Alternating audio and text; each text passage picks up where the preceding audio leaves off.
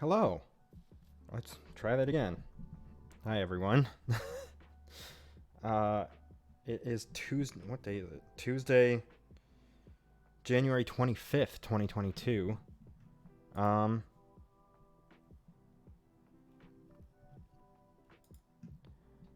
all right, sound check sounds good.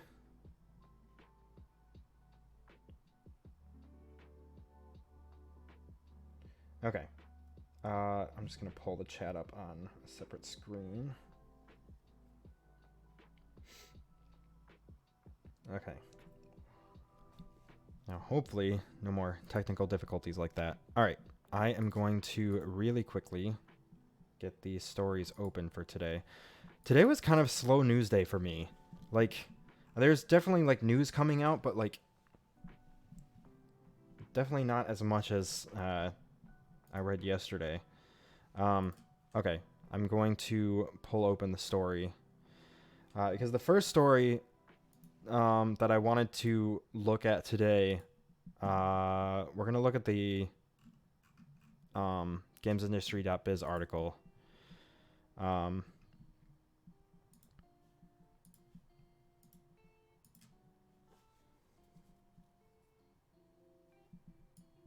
turn the music up just a touch. All right.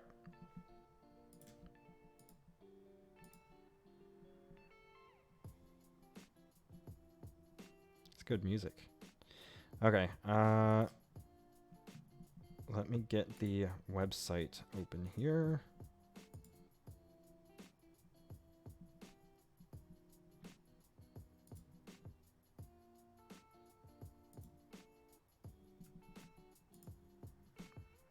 Okay.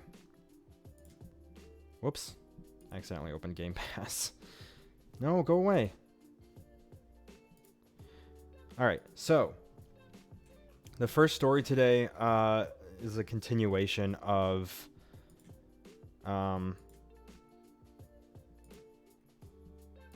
it's a continuation of the ongoing stuff at Raven Software. And yesterday we read the story of that they essentially voted to do the union to unionize. But because of some structural changes, and we're going to get into this in just a second here. Actually, let's just jump right into it. Raven Software announces structural changes among staff. QA workers are to be embedded within each department, which could potentially jeopardize their unionization. I have a couple things to say about this, but we'll read the article first. In the wake of Raven Software's unionization efforts, the studio has announced some structural changes. These were announced internally by studio head Ryan Raffel. Polygon senior reporter Nicole Carpenter said on Twitter. And I'll get that. Whoops. I didn't mean to do that. I want to do this. We're going to look at that in just a second. Going forward, QA workers at the studio will be embedded within each department rather than being one standalone group working across all disciplines. Now, really quickly, for those that don't know, embedded QA is a process. It's a common practice where QA workers will specifically help out like specific departments, like art, animation, level design, stuff like that. And that's a common practice. When I read this, I found it kind of shocking that for it being a dedicated QA department or a QA studio, or largely a QA studio, right? Unless I'm mistaken that. The fact that they've just been kind of black boxing it this whole time, which is essentially just the whole team does whatever. I think I just heard the term black boxing, which is what there's a talk that I watched yesterday about embedded QA at BioWare. There was a GDC talk where they talked about it, and they called that black box testing, which is just all of the whole QA team just works together as a team doing multiple disciplines. Where embedded QA, you have embedded QA, which wholly focuses on like one specific department, and occasionally has sort of subgroups of black box testers that focus on that discipline. And it's a common practice. Like BioWare does it. I can't think of any other studio off the top of my head that does it. Without going into detail, where I work does some form of that. But obviously I'm under NDA, so I can't say anything specifically about that without breaking that. But I just found that kind of shocking that they don't already do that, which kind of probably says a lot about says a little bit more on what goes on there. Anyway, to continue, as Carpenter pointed out on Twitter, unions have to prove a, quote, community of interest to be recognized. For instance, a group of workers with shared categorization, or lack of a better word. She continued, sectioned off as wholly QA made Raven's unit clear. This may complicate that in regards to their unionization. In his email, Rafael, sorry if I'm pronouncing that wrong, said that the studio started converting contractors to full-time roles in November, with the new structure meant to reflect these changes. I'm excited to share that our QA colleagues will embed directly within various teams across the studio, including animation, art, design, audio, production, and engineering, he wrote. As we look ahead at the ongoing expansion of Call of Duty Warzone, it's more important than ever that we foster tighter integration and coordination across the studio. Embedding will allow for this. Firstly, our move to embed our QA teams has been carefully considered and is a next logical step in the planned process that began several months ago. Secondly, we're confident that the embedded model, which is a best practice used at other prominent development studios across Activision, will continue better position our team. Will continue to better position our team to deliver best-in-class coordination in a fast-moving live services operation. Nicole Carpenter asked for clarification to Activision Blizzard and shared its statement via Twitter. The statement echoed Raffles' email, saying the structural change will enhance collaborative work across teams and make opportunities for the QA staff even stronger. QA staff at Raven Software, unionized communication workers. That's kind of the stuff that we went over yesterday. But looking at her tweet, Raven Software Studio head Brian Raffel emailed staff today regarding structural changes. What was this, last night? Yeah, this was last night, our time. Embedding QA into different departments like art, design, and engineering. Unclear what this means for Raven's QA union efforts. Yeah. So I think it's fascinating that they didn't already have some kind of workflow like that. At least from what I understand, that's a common practice. I mean, I've only been in the industry for about 2.5 years, and I've only worked in one place that also has some, does something close to that. Like I said, can't go into too much detail. But I really hope this doesn't greatly affect their unionization efforts. If they already signed something that explicitly states that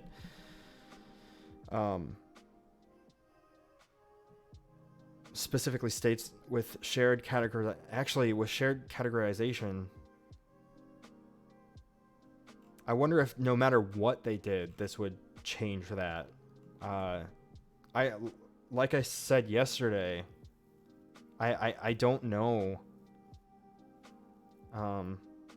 how that process works, really. But I guess we'll continue to see what's going on. But I wanted to read that because I wanted to give context, a little bit of experienced context to what embedded QA means. And I'll actually, there's a, let me go find it actually. There's a, I don't want to bump my microphone. There's a video that I watched. Where is it? YouTube. It's, oh, I still have to finish watching that. Yeah, GDC, Bioware Embedded QA, your support class, which goes into pretty detailed structural explanations on what that actually means, and should add a little bit more context to the whole story about Raven. Okay. I think that's all I wanted to say on that. Let's go ahead and look at this next story. RuneScape is getting two... Wait.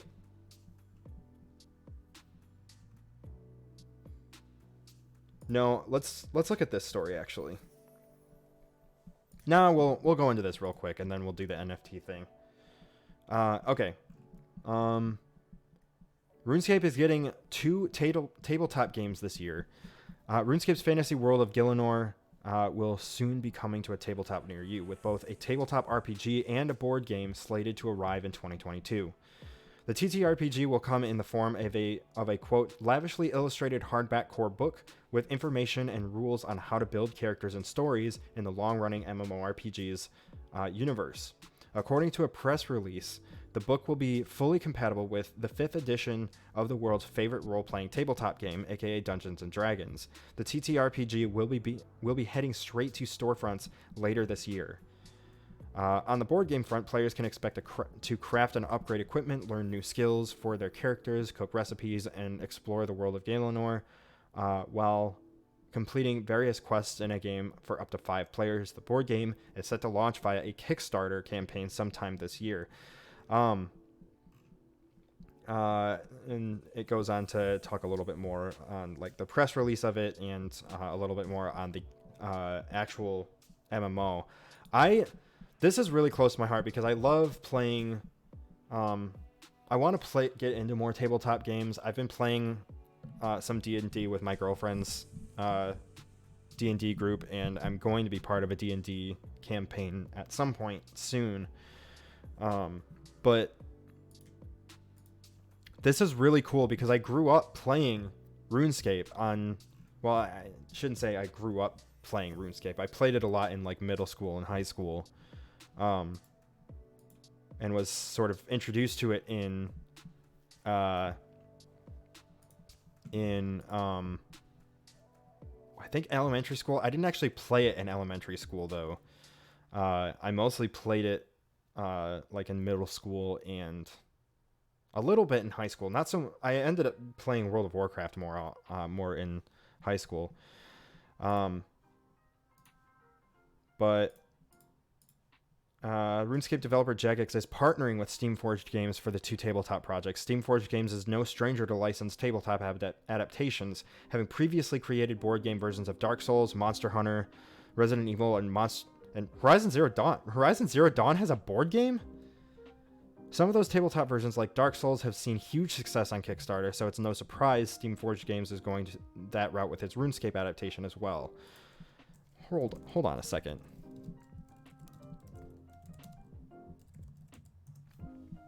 There's a Horizon Zero Dawn board game?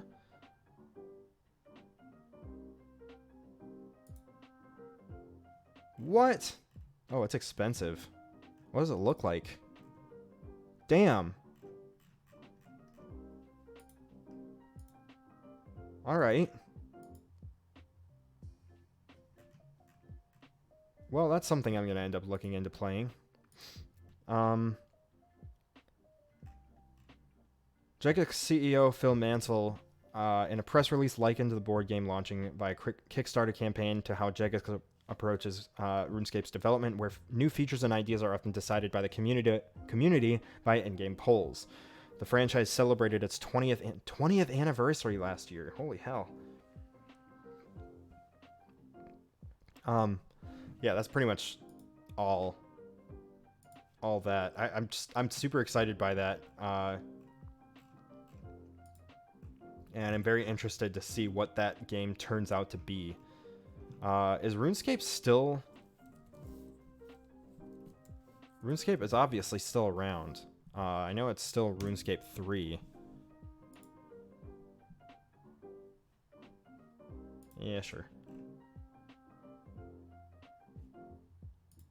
Can you play it? I should make a new RuneScape account and play it on stream every once in a while. That might be fun. Just for the hell of it. Alright. Moving on. Outerverse publisher says NFT scammers targeted its game. Oh, Jesus. I could go on and on about NFTs and how stupid it is and to put it in games, but instead I'll point you to Rami.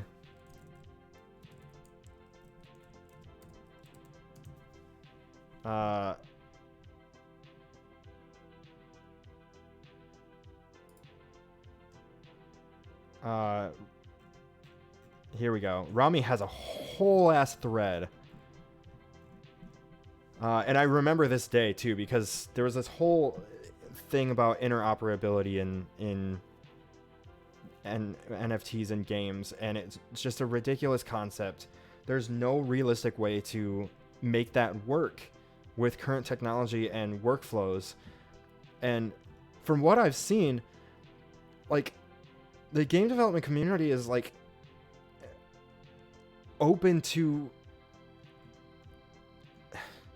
generally open to hearing ideas if the current problems that that's already predicted widely throughout the industry, if those complications or if those problems or those issues are addressed, then it's like, okay, we're listening. First off is like just the general I don't even know where to start.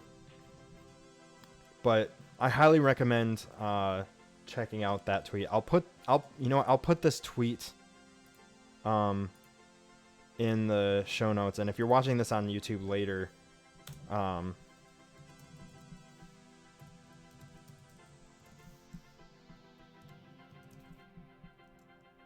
whoops.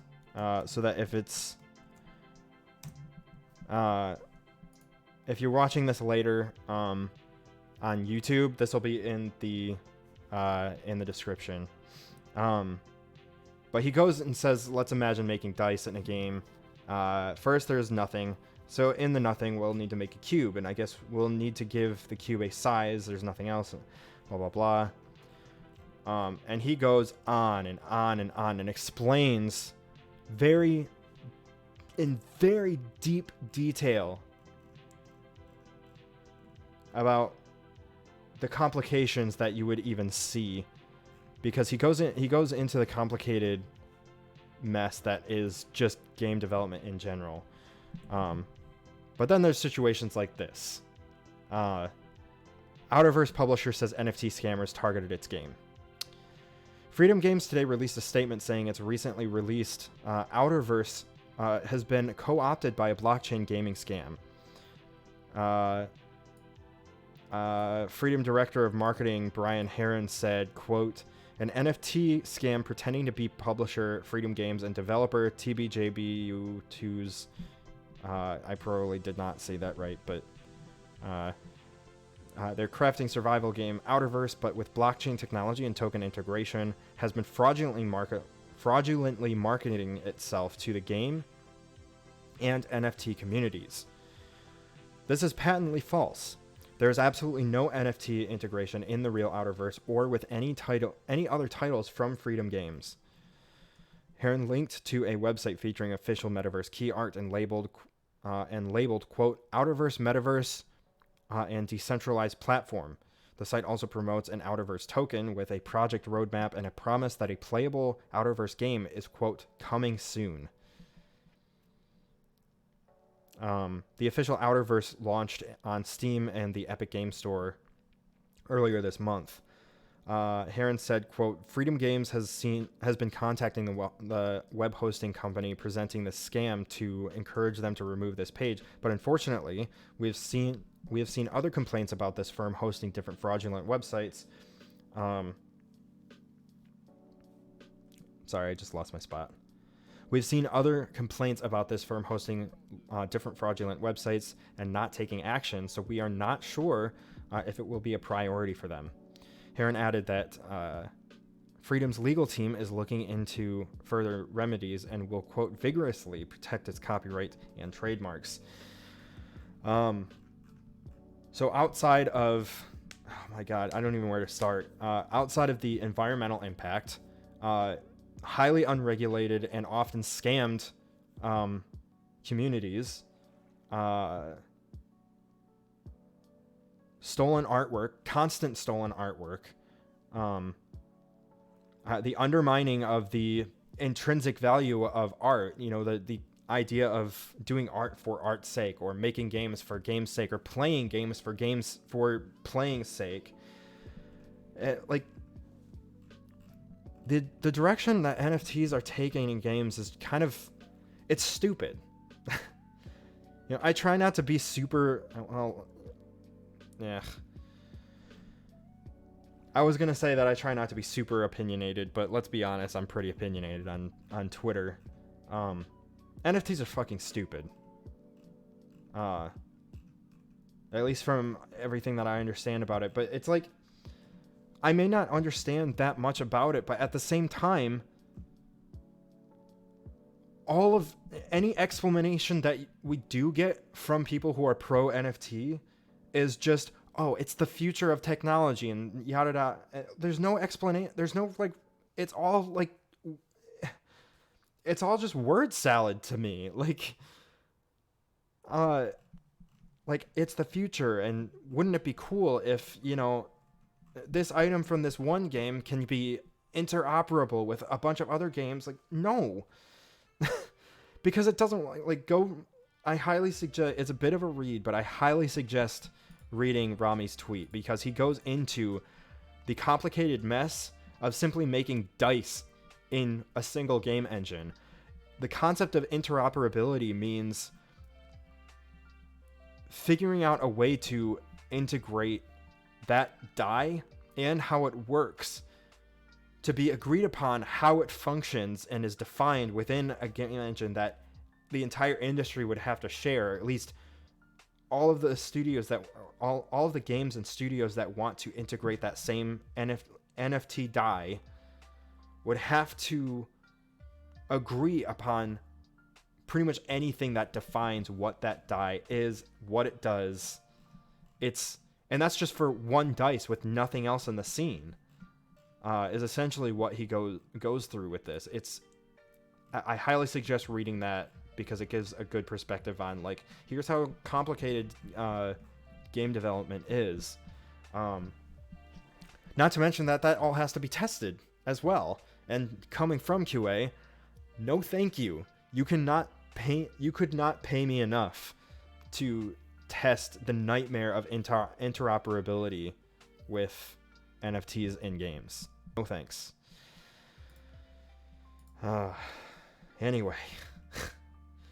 How long have we been going? Let's do maybe one or two more stories. And then maybe we'll cover the rest tomorrow, but that'll depend on what's going on tomorrow. So Elden Ring has gone gold.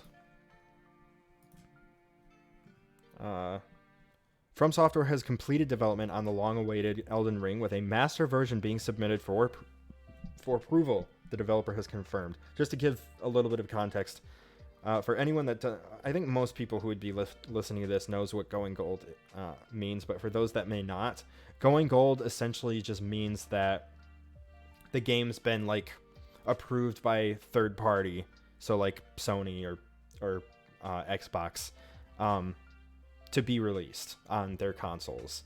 And that's a process that literally every game, every studio has to go through in order to release on third-party consoles. It's just everyone has to do that. But yeah, going gold essentially means that it's been approved for release. Just to put it shortly. Work isn't completely done, though, as the developers are now working on a day one patch that will include updates and optimizations. Elden Ring going gold was confirmed during the Taipei game show, where From Software also discussed Elden Ring's length.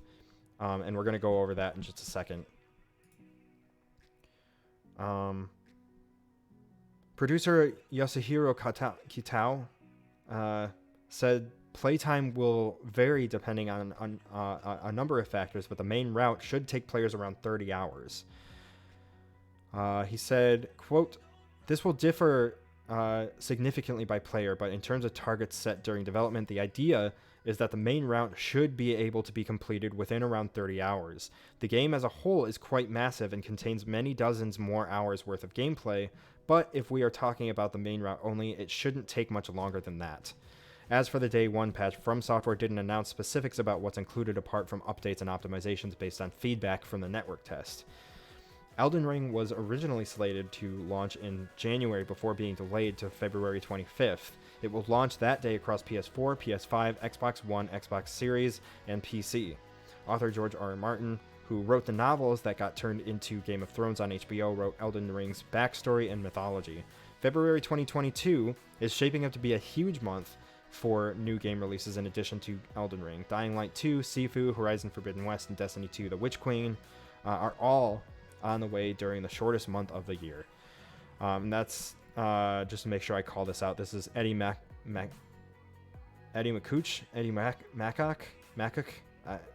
I don't know how to pronounce your name. I'm sorry, Eddie. Eddie over at GameSpot. 30 hours, when I read that, I was actually kind of relieved because I want to give this game a try, but I don't want to sink like 60 or 80 hour, like commit to like a big game. Knowing that it's open world and the main story is only about 30 hours is kind of relieving. I mean, I love old open world games. Yeah, I don't think I'd be working on one if I didn't enjoy them, but yeah, this is I'm excited about this. I'm excited to check it out. I've never actually played a From Software game, and this one sounds like it's a pretty good starting point because of this article that Joe Screbbles wrote over at IGN, covering a little bit more of it. Saying, a new gameplay overview of Elden Ring has revealed From Software's focus on making sure players aren't overly stressed while playing the game, but seemingly without reducing the difficulty you'd expect from Souls games' enemies. Speaking during Taipei Game Show, producer Yasuhiro Kitao repeatedly explained how elements of the game had been tooled to reduce player stress, in effect making the game difficult in the right places, but gentler in how you reach them. With the game's world being so large, that can produce real depth and breadth of enjoyment, but it can also lead to unnecessary stress for some players, explained Kitao. The dev team has been very careful to avoid that where possible. Interviewer, I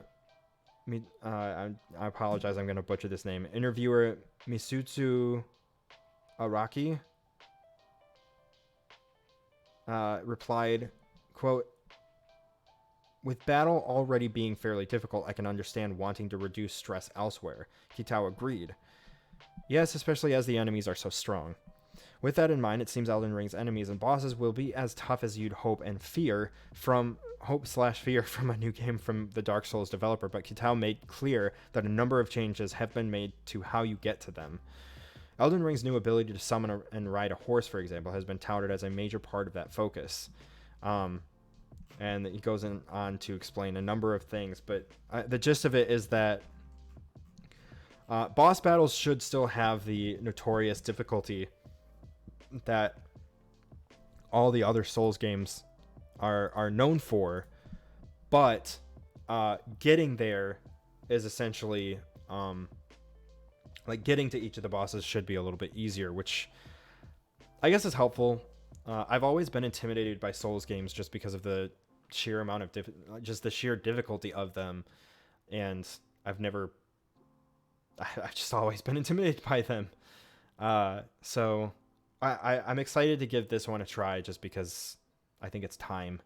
And I'm sure I'll end up streaming it. I plan on streaming it at least the first few hours or so. Maybe I'll do streams of it one week and then just decide after that if I want to continue streaming it. If people are enjoying watching it, then yeah. But anyway, I think that pretty much covers what I wanted to talk about today. I don't want to spend much more time talking news. EA announced 3 more Star Wars game. One of them is going to be the Jedi, kind of the follow-up to Jedi Fallen Order, which I'm very excited for. What was the other one?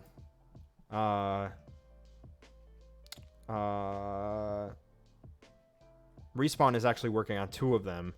First new title is the follow-up to really quickly, this is gamesindustry.biz. This is Brendan Sinclair. Hirschman has experience with both the genre and... back up. The first new title is a follow-up to Star Wars Jedi Fallen Order that will once again be directed by Stig Asmussen.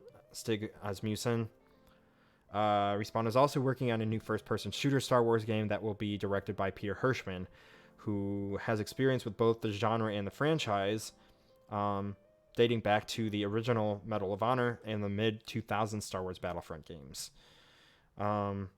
And then the last title will be a strategy game developed primarily by BitReactor, with Respawn producing. BitReactor is a new studio announced last week and formed with a number of veterans from XCOM studio Firaxis.